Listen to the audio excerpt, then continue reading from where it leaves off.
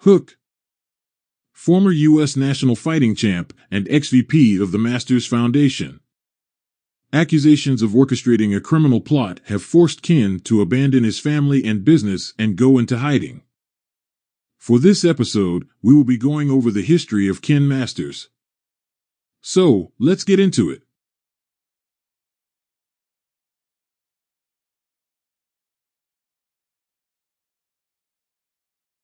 Pre-Street Fighter 6. Days of the Eclipse. While some other economic aid projects feel rushed, Ken is speaking with some men who work for the Masters Foundation. They are unhappy that the company is incorporating projects like microinsurance and cryptocurrency to the communication infrastructure business in Nashelle.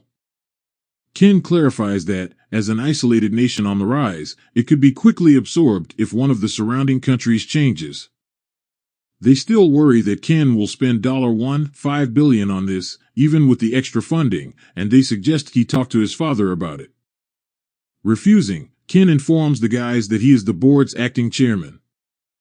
The board members find it hard to understand how a fighting event inside of an aging arena can be considered an economic support initiative. Jackson, Ken's advisor, tries to talk sense into his mind, but he's cut off when his son calls him after he gets to the airport. Jackson tells Ken that this isn't about him and that there's a strong possibility this will work. The members are just stalling. When Mel admits that he's annoyed that his father doesn't give a damn about what he actually wants, Ken becomes enraged and tells his son that he'll have an amazing experience at Nashelle. Then Luke, who is escorting Mel, stops and offers to drive him to the location, stating that he picked up Mel and the two should come soon before the rehearsal starts. Although the hospital is still under construction, Ken is informed by Kalima, a secretary at the arena, that she has made arrangements for a special emergency corridor. When they finally meet JP, Ken tells him how wonderful the venue is and how great it is that he has created an IT nation that combines the old traditions of Nashelle with contemporary technology. When Ken discovers that the drone is an artificial intelligence referee, Kalima says that it can safely follow every move made by the fighters during a contest. However, Ken soon shows that although the drone's fighting prowess isn't too bad, its reaction time may use some work. Ken receives a sacred cerulean cloth from Sherry, the king of Nashelle, for his support of the nation, which historically symbolizes the heir to the throne. Ken tries to tell the young king that he doesn't fight anymore, but the young king is adamant and invites him to the tournament. Jackson responds that he would have been as uncertain as Ken is and that when he first met him, he felt he was a man he could trust. Later, Ken asks Jackson what his father would have done in a circumstance similar to this. Jackson is informed by Ken that he has made up his mind, but as the two drive past a protester-filled barricade, Marvin, the driver, tries to reverse and take an alternate route. Some of the demonstrators are disguised with masks and cloaks. Jackson and Ken are shot as they are backing up, and their car is struck by a moving truck.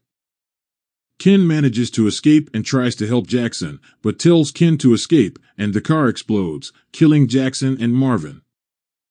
A woman and a man named Sugimoto pick up Ken, who's unconscious, and the two drive off with the injured champion. In an apartment, Sugimoto is awake and observing Ken. Asking who he is, Ken tries to stand up but is still in the process of healing from his gunshot wound.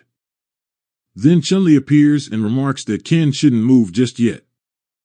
When she replies that they weren't able to reach Jackson in time, Ken asks what happened to him and is saddened to learn of his passing.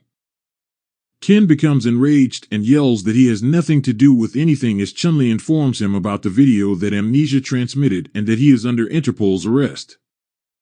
Chun-Li throws Ken back and holds a revolver at him, urging him to calm down. She knows that Ken is being set up, and they're working to find a method to clear his name. But he can't go since he wouldn't be safe once everyone viewed the tape. When Chun-Li realizes that his son is present, he is taken aback and asks Ken what happened to Mel. Ken begs her to contact his kid, but she leaves the room and answers the phone, frustrating Ken. When Sugimoto answers Ken's request for assistance with the gunshot wound, he is knocked unconscious by Ken, who then uses this information to identify the perpetrators and clear his name. Ken awakens from a bad dream and begins to move away to avoid being noticed. Ken stumbles over a child by mistake and sees a man fleeing. He is dodging the military forces. As Ken tries to assist him, an explosion engulfs the two of them. When the child sees Ken from the news, he runs away and asks Ken if he's okay. After the explosion, Ken is forced to run after being seen by two staff members. After that, Luke runs into the two of them, and they begin pursuing Ken. JP welcomes Ken as he enters an abandoned building. When Ken asks how he located him, he tells him that he employed the monitoring network system that his sponsorship allowed for the development of. After that, Ken questions how JP knew he would find the building, to which JP replies that it was always intended for Ken's narrative to conclude there. Following his revelation of his scheme, Ken makes futile attempts to harm JP. The businessman then utilizes his drone to film Mel while she is blindfolded and strapped into a chair. Mel tries to convince his father that he knows he wouldn't do anything wrong, but the connection is lost. He points out to Ken that there is a drone beneath the chairs that his kid is sitting in and offers him his phone, which he dropped when he was attacked. Despite Ken's threats to murder JP if he damages his son. The phone then displays a map of the ancient town with the term detonation on a button and many drone icons. JP says that although pushing the button may save Mel, doing so will cause another drone to detonate somewhere else, perhaps killing more people. Though Ken believes he's bluffing, an explosion is caused by one of the drone symbols.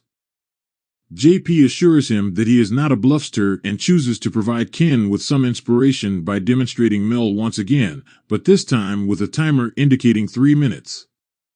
When Ken begs JP to stop, he tells him he hopes he'll make the right decision and uses his cane to shorten the timer. Though he manages to save Mel, Ken doesn't hear from his son again.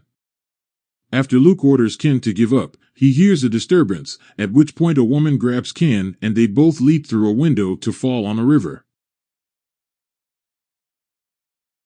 While they are together, Ken acknowledges that Kalima was correct to point out that he wasn't considering her, the populace, or the nation. He queries her assistance, though, wondering why she did so and whether the video clip was her idea in the first place. When Kalima tries to explain that it wasn't her, Ken becomes enraged and accuses her of lying, claiming that JP and her people were behind the whole incident. Since she is a member of the opposition, she clarifies that she is not like JP and that the opposition had nothing to do with the current occurrences. Ken accuses Kalima and the opposition once more of being behind the attack and killing his friend Jackson. But he clarifies that they were not involved in the group wearing masks that attacked him and that JP also fooled her. Kalima states that JP is a vampire who will suck their country dry and that many of her comrades were wrongfully detained due to the video and the explosions. They are merely trying to gain Nashal's independence. While the infrastructure plans and nation-building projects are valid, and Kalima's NGO is well established, he clarifies that all of this was just a ruse to get Ken to fund the tournament quickly. His real goal, he says, is to broadcast the competition around the world. She goes on to say that he intends to transfer money around the internet betting system and steal everything, using the tournament as a vehicle for money laundering. Kalima tells Ken that he will use Mel to manipulate him and that she wanted him to know how the people of Nashal feel. She also says that she wouldn't have taken a chance on saving Ken if he hadn't tried to save his son. She then asks the champion what he would do next and informs Ken that only the people can address their nation's problems. She is mistaken by Ken, who informs her that he is a retired champion, the Masters family never gives up, and his son is waiting for him. Ken discovers Mel's room at the arena while dodging the police, but he's not there anymore. Then he finds an officer with a fighter named Boris, and he takes his clothes. Luke tries to stop the former champion as Ken confronts JP. Ken becomes enraged when Luke tells him to step aside and JP makes fun of him, claiming that he's disappointed in him and that they'll take excellent care of his son. Luke is then attacked by Ken, who cuts his right eye. Luke accuses Ken of working with terrorists, saying that for a national champion, he likes to play dirty. Luke agrees, stating that the only thing he knows is that he doesn't have mercy on monsters like Ken. Ken responds that he doesn't know anything. Luke claims that Mel trusted him and that his father served in the army before being assassinated by terrorists similar to Ken. At that moment, Ken hears his son's voice and begins to think about him. Ken manages to stand up, but he exposes his gunshot wound.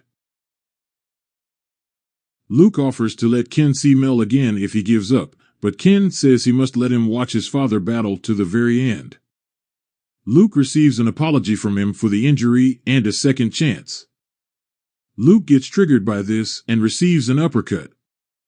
After they battle for a while, Ken wins over Luke, but he gives up and is taken into custody.